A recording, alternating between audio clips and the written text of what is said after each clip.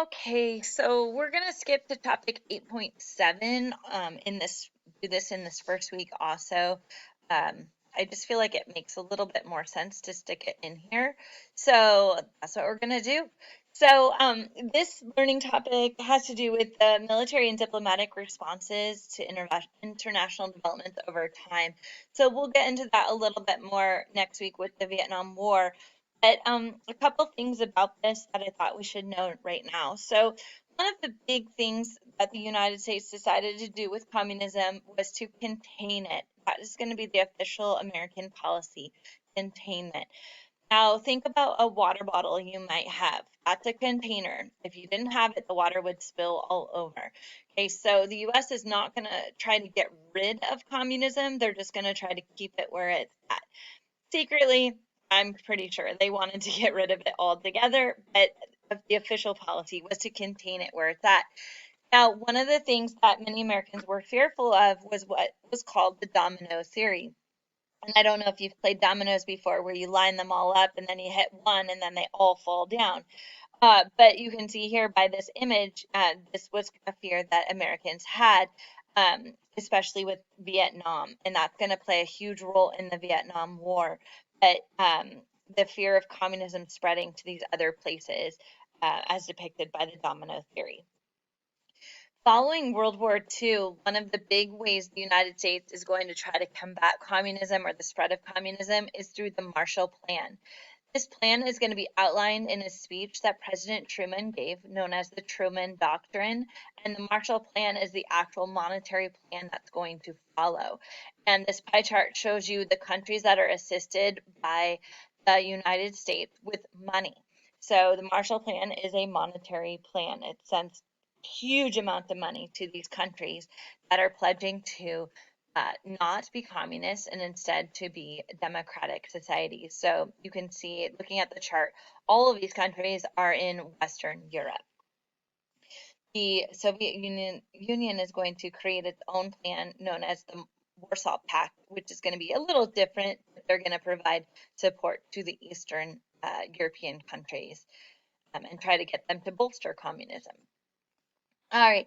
Now, when we consider the Cold War and the areas that actually were the most difficult, some people might automatically think of Europe because of, the war with the Nazis and the Soviet Union being more of a kind of close to Europe kind of a deal spiel. But the truth is that Asia really created a ton of problems for the United States in terms of containment. The first big thing is going to be in 1949, that China is going to fall to communism. So I've got a slide on that next. But so you've got China turning to communism. The fear was that China would ally with the Soviet Union, but that didn't happen. China instead kind of did its own thing. But we also have in Asia, we have the Korean Peninsula, the Korean War, okay, which is going to be divided along the 38th parallel right here, which today is known as the demilitarized zone. North Korea becoming communist as it is today, South Korea becoming democratic. Then also the Vietnam War. And again, more on that later, but the Vietnam War, the United States does technically lose that war, meaning we do not fulfill our military goals, which was to not allow communism to spread. So communism did spread into Vietnam. This map is showing you kind of the north and the south, but today Vietnam is a communist nation. So we'll get into Vietnam a little bit more next week. Okay, so here's a little slide about communism in China. So this happened under the leadership of Mao Zedong. I like the stamp right here. You can see some of the other, Marxist slash communist leaders of the day. So Mao Zedong is going to lead China in a communist revolution, and this will be successful in 1949.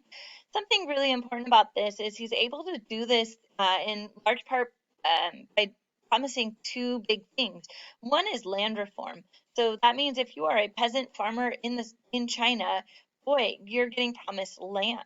And that's a huge thing. Land equals, money. It equals power in a lot of people's eyes. So that's a huge thing. Land reform is not kind of how it's promised, but it is better, I guess you could say, than it had been previously with several rich landlords owning most of the land. That land reform is going to be the first promise Mao Zedong is going to make. And the second is basically equality to women. So he is going to grant women the right to vote. He's going to grant them equality. Now, when we say that, grant women the right to vote, well, we know under communism that the right to vote is kind of a, got to put air quotes around that, right? Because oftentimes there's one person you can vote for, or elections are rigged or whatnot. But he does tell women they will be equal. And, women in society are 50% of the society. So if you get women on board, man, you get a large chunk of that population on board. So anyways, there is a crash course on China and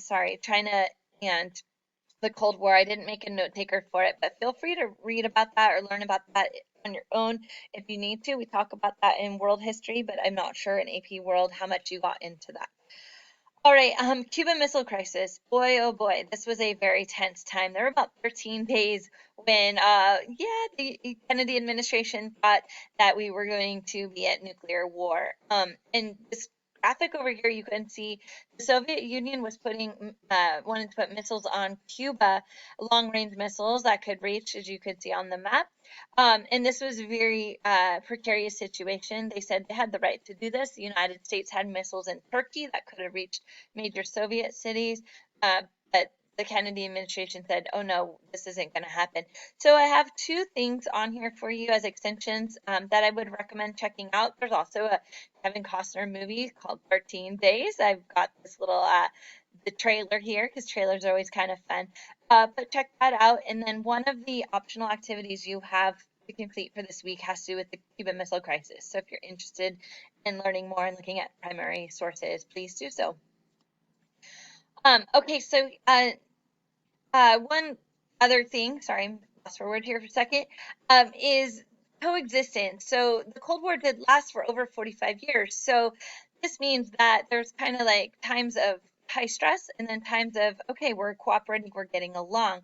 So the Cuban Missile Crisis is an example of one of the most high stressful situations there was.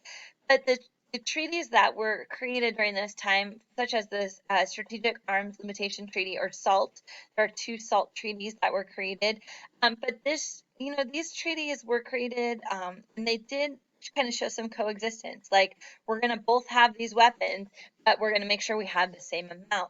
Now, the U.S. and Soviet Union had a policy known as MAD, which is ironic, although it's not, because it stands for Mutually Assured Destruction. So that means that, the United States understood if the Soviet Union attacks us, then we're going to attack them back, and basically everyone's going to die, and vice versa, because of these nuclear weapons that exist in the world at this time. So I got another little video there for you to check out if you want to check that out. But the SALT treaties show how the United States and the Soviet Union can actually kind of get along and agree on certain things at certain times throughout this 45 years of tension.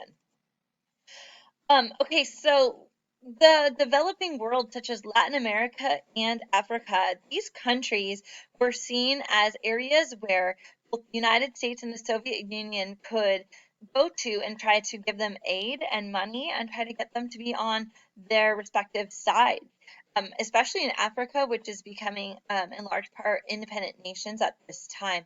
So Latin America, I've got a bunch of interventions here throughout the Cold War, so you can check that out. And the anti-communist allies in Latin America often failed to achieve the success during this time, but lots of intervention in Latin America. And then the Middle East, as we know, the Middle East. Okay, sorry about that. I actually had a UPS driver come up. Boy, this is a different world, isn't it?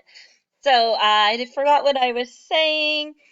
But the Middle East, I guess I'll just start at the beginning. The Middle East definitely has had issues, throughout times. I like this map. You can see the Cold War kind of hotspot areas of like the tension just gets really, really high. Now, Middle East is always going to be a very important area. You can see that we have the Camp David peace accords between Egypt and Israel, and that's shown up here on this picture, although this is at the White House, and the Camp David Accords took place at Camp David, which is the presidential retreat.